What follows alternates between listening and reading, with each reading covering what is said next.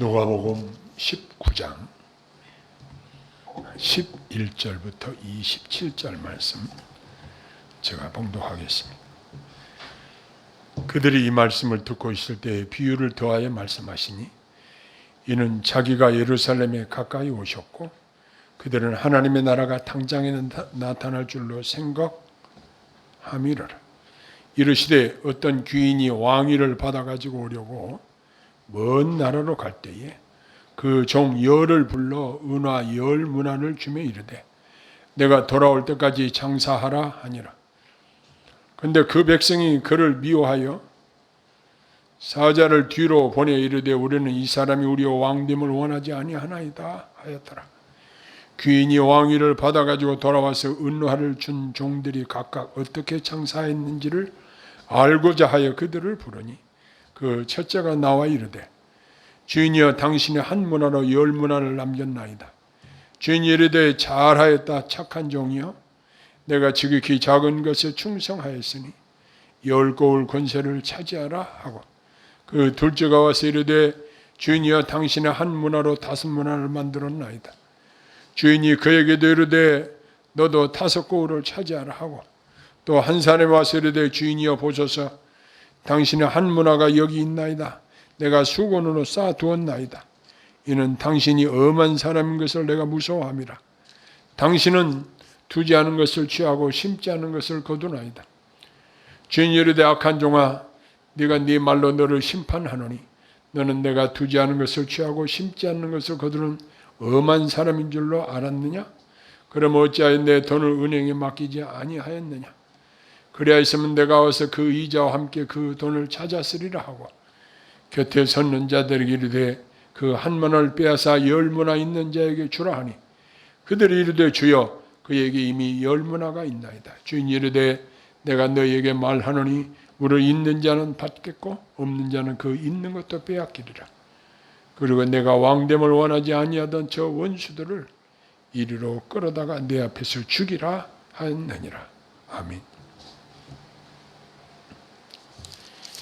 어느 유명 인사가 이런 이야기를 했다고 들었습니다. 국가와 교회가 평화롭게 조화를 이루는 것은 영적으로 가장 중요한 일이다 라고 했다는 것입니다. 그러나 세상 나라와 하나님 나라가 항상 조화를 이룰 수 있는 것은 아닙니다. 세상 정치 지도자가 교회를 핍박할 수도 있고 그래서 반드시 항상 조화를 이룰 수 있는 것은 아닙니다. 세계 역사를 거슬러 올라가 보면 로마가 기독교를 국교로 법제화했을 때에 그때 기독교가 극도로 타락했던 증거가 있습니다. 요즘 정치하는 사람들 우리가 보고 있습니다. 내 마음에 맞지 않으면 찍어내는 식의 모양새는 세상 정치의 생리를 잘 보여주는 것입니다. 자, 이러한 사람들과 거룩한 교회가 정말 조화를 이룰 수 있을까요? 물과 기름이 하나 될 수 있을까요? 예수님 당시의 사람들은 예수님이 예루살렘에 입성하시면 로마의 세력과 불의한 자들을 하늘의 권능으로 몰아내고 영광스러운 메시아 정부를 세울 것을 기대하였다고 합니다. 이것은 보이는 이 세상적 정치적인 메시아를 기대하였던 사람들이었습니다.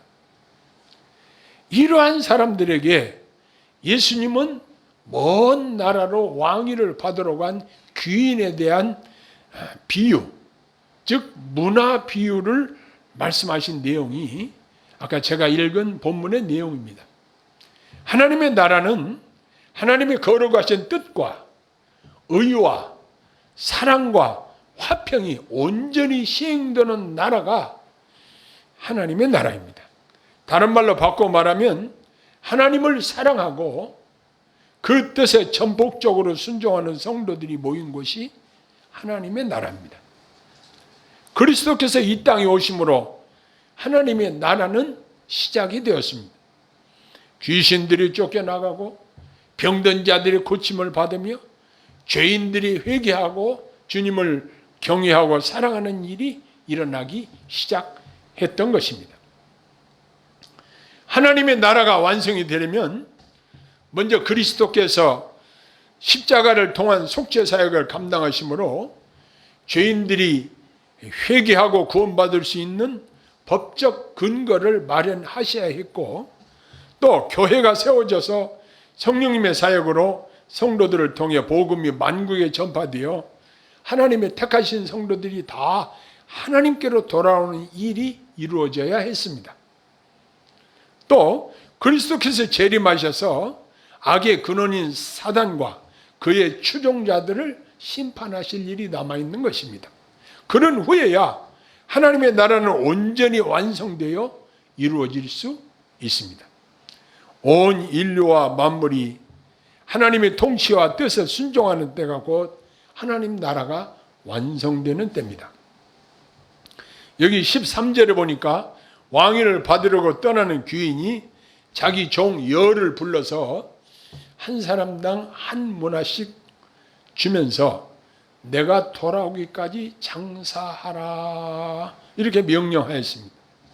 그런데 여기 14절에 보니까 그 귀인이 왕위를 받는 것을 싫어하고 회방하는 자들에 대한 내용이 기록되어 있습니다. 그들은 주님을 미워하고 죽이려는 유대 종교 지도자들이었습니다. 이렇게 악한 자들이 예수님이 왕 되심을 저지해서도 하나님은 예수님을 십자가에 죽은 예수님을 다시 살리시고 하늘과 땅의 모든 권세를 예수님께 맡기신 것입니다. 그러므로 그리스도를 통해서 하나님을 섬기는 우리의 삶은 그리스도의 절대 왕권으로 보호받고 보장받는 삶이라는 사실을 우리가 기억하고 감사를 해야 할 것입니다. 15절로 19절에 보면 이 귀인은 돌아와서 종들을 보고 그동안 어떻게 장사를 했냐 하고 보고를 받게 됩니다. 주인은 종들이 남긴 대로 각각 다르게 상급을 주었습니다. 한 문화로 장사를 해서 10문화를 남겼다고 보고하는 사람에게는 10고을을 다스리는 권세를 주었다 그랬습니다. 또 한 사람은 한 문화로 장사를 해서 5문화를 남겼다 그러니까 5고을을 다스리는 상급을 그에게 주었습니다. 그런데 또 한 사람은 그 주인이 주었던 돈을 수건에 싸두었다가 다시 그 주인이 오니까 그대로 가지고 나옵니다. 자, 여기 보면 귀인, 즉 주인은 종들이 충성한 분량대로 상급을 하사했습니다. 여기서 우리는 장차 받을 천국은 우리가 행한 대로 상급을 받는다는 진리를 배우게 되는 것입니다. 20절에 보니까 주인이 맡긴 돈을 수건으로 싸서 보관했다가 주인에게 그대로 돌려준 사람 이야기가 또 나오고 있습니다. 여기서 우리가 얻는 교훈은 성도가 장차 천국에서 얻을 하늘의 영광에 대한 믿음과 확신이 없다면 주님께 제대로 충성할 수 없다는 사실을 발견하게 됩니다. 그러므로 우리들은 믿음의 눈을 예수님과 천국의 영광에 맞춰야 할 것입니다. 우리가 믿는 주님에 대한 개념은 아주 중요합니다. 21절에 보면 이 사람이 주인에 대한 그의 생각을 말로 표현하고 있는데 이는 당신이 엄한 사람인 것을 내가 무서워함이라 당신은 두지 않은 것을 취하고 심지 않은 것을 거두나이다 이렇게 표현을 했습니다. 주인은 그에게 악한 종이라고 부르며 그의 잘못된 생각을 지적합니다. 우리 성도인들은 예수 그리스도의 인격을 통하여 하나님이 어떤 분이신 것을 알아야 합니다. 사랑의 하나님을 바르게 아는 것이 매우 중요하다는 것을 여기서 우리에게 깨닫게 합니다. 이제 이 돌아온 귀인은 자신이 왕되는 것을 반대한 자들을 처단하라고 명령까지 합니다. 이와 같이 그리스도를 배척하는 자들은 영벌을 받게 되지만 그리스도를 자신의 주님과 왕으로 믿고 섬기는 자들은 영생을 얻게 되는 것입니다. 이제 주님이 우리에게 주신 것들이 다양하게 많이 있습니다. 이러한 것들을 잘 활용해서 주님이 우리에게 맡기신 사명을 잘 감당하리라는 마음의 각오와 결심이 있기를 소원합니다. 예수님은 소위 황금률이라고 하는 놀라운 말씀을 주셨습니다. 남에게 대접을 받고자 하는 대로 너희도 남을 대접하라. 저는 한 주간 이 본문의 말씀을 묵상하면서 그와 연관해서 떠오르는 말씀이 있었습니다. 누가복음 6장 38절 말씀인데, 주라 그리하면 너희에게 줄 것이니 곧 후유되어 누르고 흔들어 넘치도록 하여 너희에게 안겨주리라. 너희가 헤아리는 그 헤아림으로 너희도 도로 헤아림을 도로 받을 것이니라 그랬습니다. 하나님이 우리들에게 후유되어 누르고 흔들어 넘치도록 안겨주시기를 소원합니다. 근데 그 비결은 딱 한 가지입니다. 무엇일까요? 주라입니다. 주라는 주님의 명령을 잘 지키는 자에게 주어진 상급이라는 것입니다. 이런 이야기를 여러분이 들으셨을 줄 압니다. 어느 식당 주인이 싫어서 그 종업원이 에이 이놈의 식당 망해버려라 하고 오는 손님들에게 그냥 막 퍼줬답니다. 그랬더니 손님들이 더 많이 와가지고 장사가 더 잘 됐다는 그런 이야기를 들은 적이 있습니다.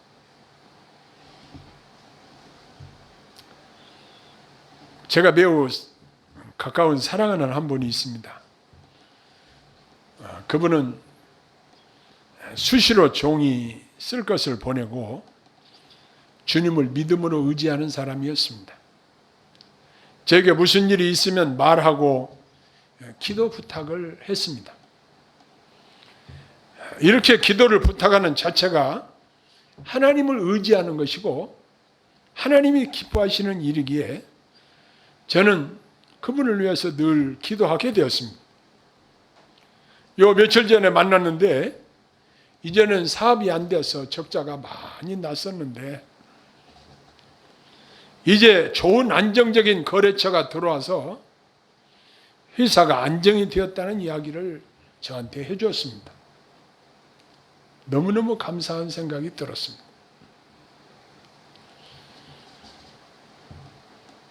하나님은 우주 만물을 지배하시고 사람들의 생사화복을 주장하시고 통치하십니다.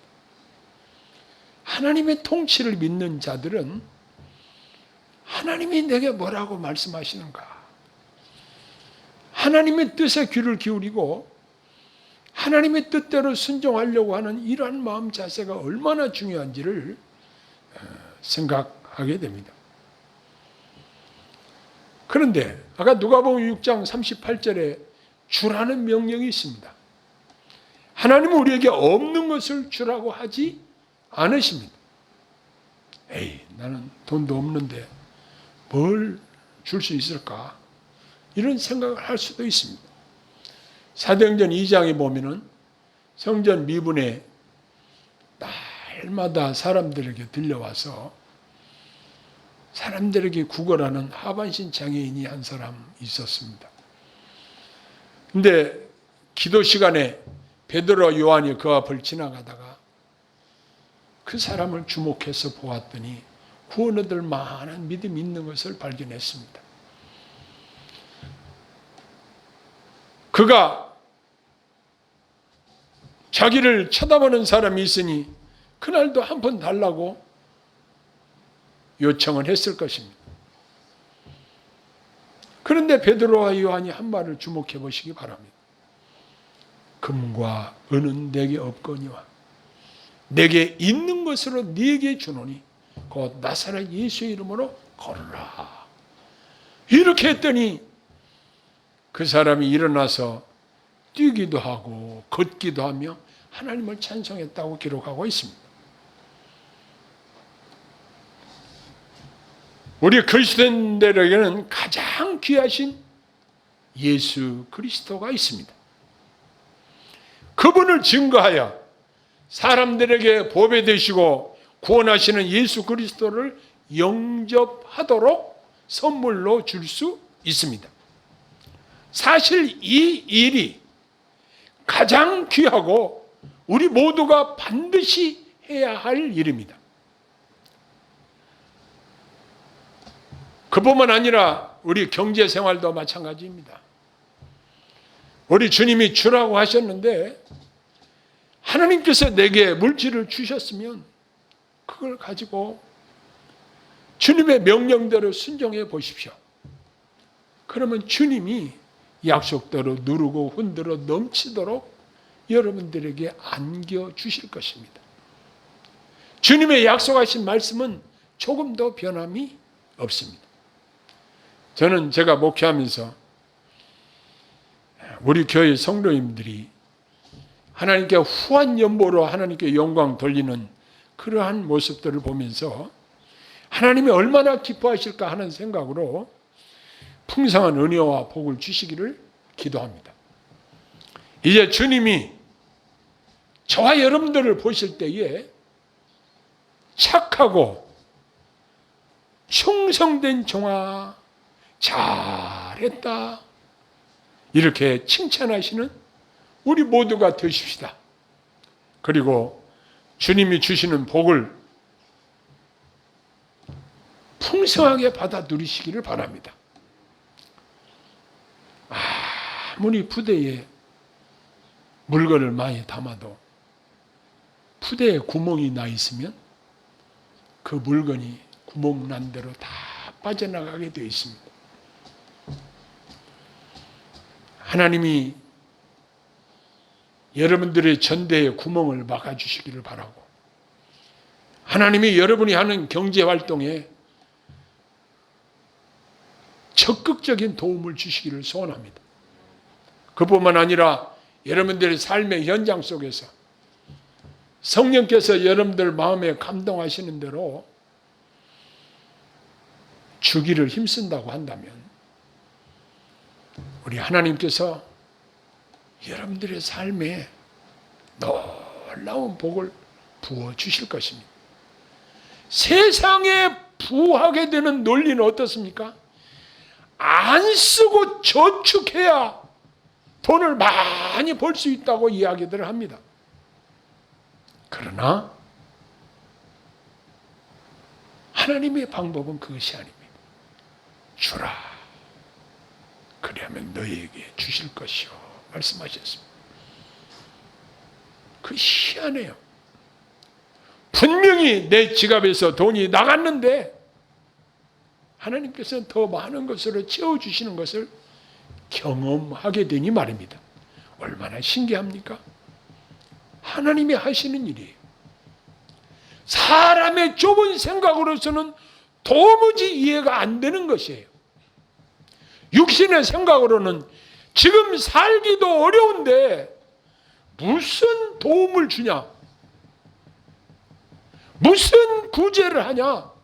이렇게 합리적인 생각을 할 수도 있습니다. 물론 이 합리적인 생각이 잘못됐다는 것은 아닙니다. 그러나 우리 주님께서는 우리에게 요구하십니다. 주라고 요구하십니다. 지금 10명의 종들에게 한 문화씩 나눠줬는데 그 중에 2사람 10문화를 남긴 종과 5문화를 남긴 종이 10고을의 권세를 다스리는 복을 받았고 5고을의 권세를 다스리는 그러한 복을 받았습니다. 우리가 하나님 나라에 가는 것은 가장 가장 귀한 복이고, 우리가 이 땅에 살면서도 주의 말씀대로 순종하여 사는 자들에게 우리 하나님께서는 이와 같이 그야말로 누르고 흔들어 넘치도록 안겨주시는 놀라운 복이 임할 줄로 믿습니다. 우리가 언어 생활도 마찬가지입니다. 상대방의 마음을 기쁘게 하고, 상대방을 인정해주고, 상대방을 칭찬하고, 상대방에게 위로와 용기를 불어 넣어주는 이러한 말을 해주는 것도 참 귀한 것을 주는 것입니다. 만일 내가 만나는 상대에게 상처를 주고, 아픔을 주고, 괴로움을 주고, 맨 하는 말이 무시해서 상처나 주는 이러한 스타일의 사람들은 그대로 되돌려 받게 되어 있습니다. 가족 간의 관계, 또 내 사업장에서 사람들과의 관계도 마찬가지입니다. 우리가 사람들을 고용할 수도 있고 다른 사람에게 고용이 될 수도 있습니다. 이런 모든 인간 관계 속에서 내가 보다 친절히 하고 보다 성실하게 사람들을 도울 때에 많은 사람들을 얻을 수 있을 것입니다. 사람을 얻는 것 매우 중요합니다. 그러나 내 것 손해보지 않고 사람을 얻을 수 없습니다. 내 것이 손해가 나고, 내가 밥도 사고, 내가 베풀고, 이렇게 할 때에 사람들이 나를 좋아하게 됩니다. 그럴 때는 어떻게 해야 될까? 그 다음 가장 귀한 선물을 그에게 안겨줘야죠. 나를 구원하시는 예수 그리스도.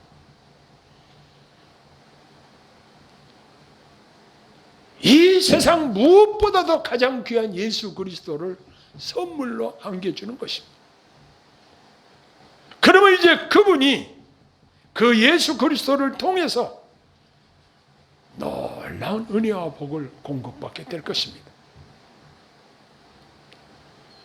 그리스도를 구주로 영접한 그리스도인들에게는 반드시 이 복에 되신 그리스도를 사람들에게 전파해야 될 의무가 있는 것입니다. 너무나도 소중한 분이시기에, 지금도 살아계셔서 역사하는 분이시기에 그분을 선물로 우리가 나눠준다고 한다면 그분을 영접하는 자들이 인생의 일대 혁명이 일어날 것이고, 그리고 그들에게 주님이 주인이 되시고, 주님이 보호자가 되시고, 공급자가 되시고, 천국까지 선히 인도하실 줄로 믿습니다. 이제 오늘 우리가 열무나 받은 사람처럼 잘하였다, 착하고 충성된 종아.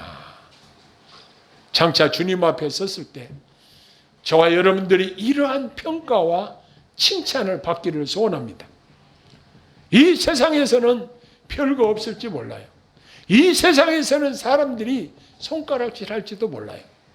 그러나 주님 앞에 섰을 때에 주님이 잘했다 하면 잘한 거예요. 주님의 평가는 가장 정확합니다. 이 평가는 영원토록 가치 있는 평가입니다. 사람들이 잘했다고 하는 소리를 듣기 위해서, 사람들에게 칭찬을 듣기 위해서 애를 많이 씁니다. 그러나 그보다 더 중요한 것은 주님이 나에게 뭐라고 말씀하실까? 주님이 나를 어떻게 평가하실까? 하나님 앞에 사는 저와 여러분들이 이것이 가장 중요하다는 사실을 오늘 기억하고, 여기 귀인이라는 말로 이 비유가, 문화 비유가 나오는데, 주님이 장차 재림하셔서 저와 여러분들에게 말씀하시기를 잘하였다, 착하고 충성된 종아, 이러한 칭찬과 상급이 있기를 간절히 소원합니다. 기도하겠습니다. 사랑의 아버지 하나님, 우리가 이 땅에 사는 동안 주님의 말씀을 따라 순종하여 살기를 소원합니다. 하나님이 누르고 흔들어 넘치도록 안겨주시기를 소원합니다. 그보다 앞서 우리가 주님께 맡겨진, 주님이 맡기신 사명을 잘 감당하기를 소원합니다. 주님이 우리에게 잘하였다, 착하고 충성된 종아 칭찬하실 수 있는 우리 모두가 되게 하옵소서. 예수님 이름으로 간절히 기도하옵나이다. 아멘.